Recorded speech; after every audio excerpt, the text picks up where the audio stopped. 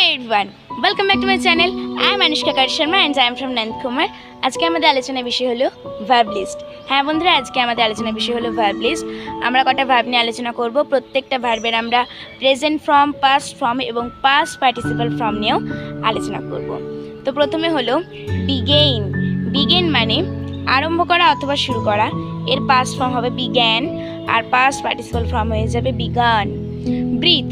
Breathe মানে শ্বাস নেওয়া। এর পাস্ট ফর্ম হয়ে যাবে ব্রিথড আর পাস্ট পার্টিসিপাল ফর্মও হয়ে যাবে ব্রিথড। এরপরে হলো ব্রেক। ব্রেক মানে ভাঙা। এর পাস্ট ফর্ম হলো ব্রোক আর পাস্ট পার্টিসিপাল ফর্ম হবে ব্রোক্যান। বিহোল্ড। বিহোল্ড মানে দেখা। এর পাস্ট ফর্ম হবে বিহেল্ড আর পাস্ট পার্টিসিপাল ফর্মও হয়ে যাবে বিহেল্ড। বিগ্যান মানে আরম্ভ করা অথবা শুরু করা।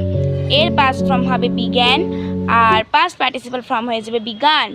ব্রিং। ব্রিং মানে আনয়ন করা।